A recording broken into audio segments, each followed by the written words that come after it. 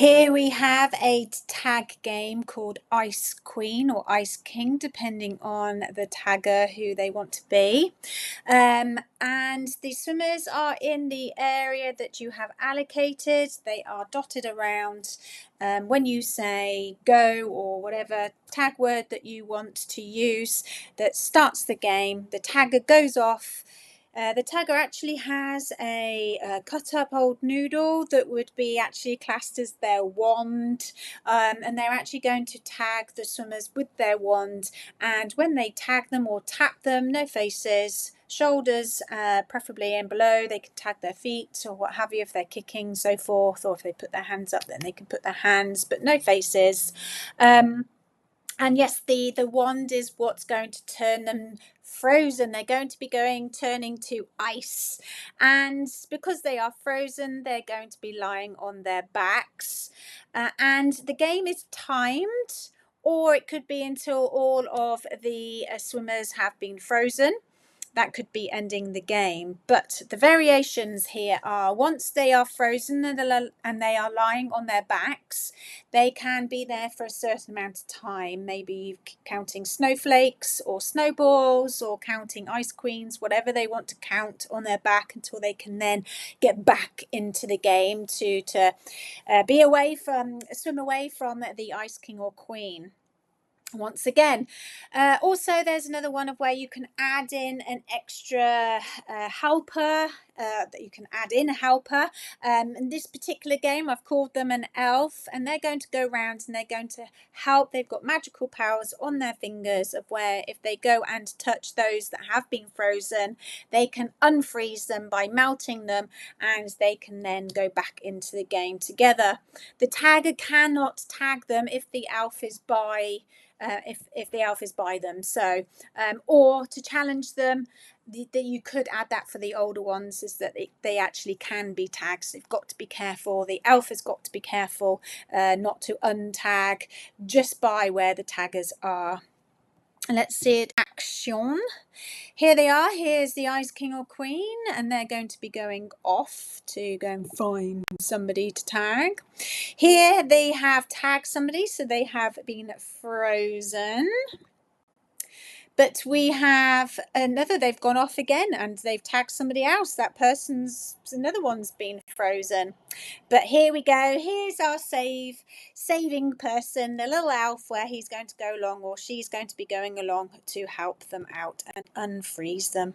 And the game keeps going until you either time it, or like we said, the tagger tags and freezes them all. But it's a really great game. Tag games always so much fun, and what perfect time to do this type of theme for winter. So enjoy and let me know how it goes. Have fun.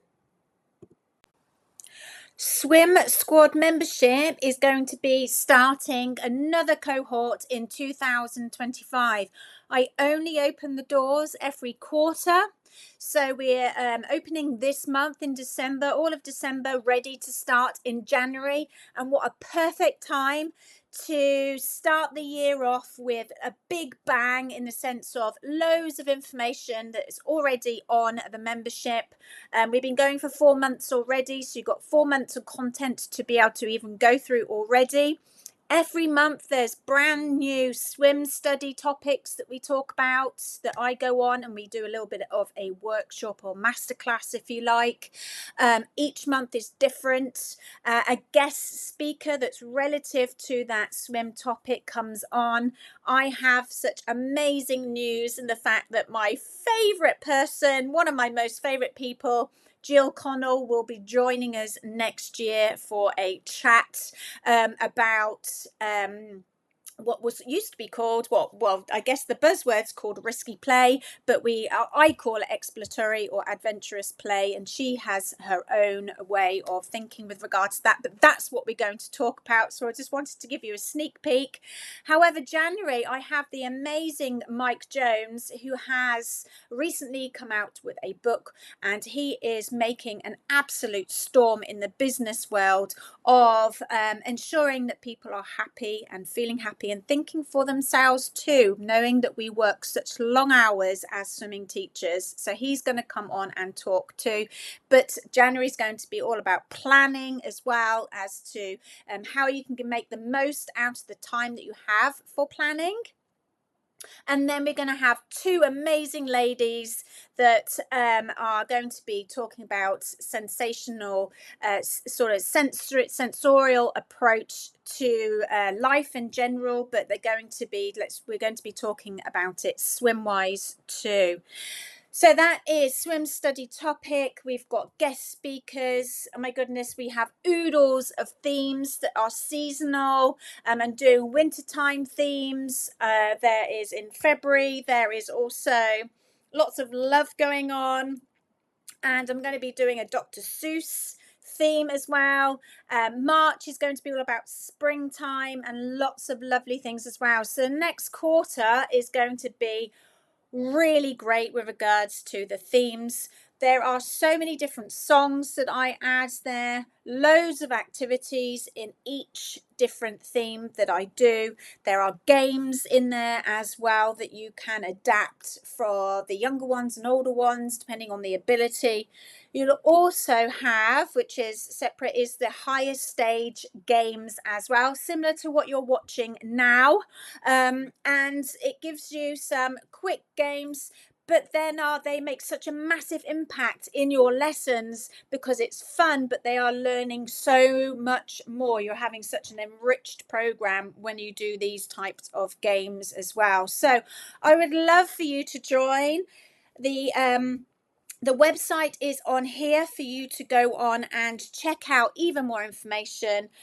There's resources on there that you can print off and use. You have access to every quarter. You have part of the membership is a one-to-one with myself for an hour where we could talk about whatever you want to talk about with regards to your lessons, to business, anything that you would find useful for yourself. I am here for you, so make sure you make the most of that.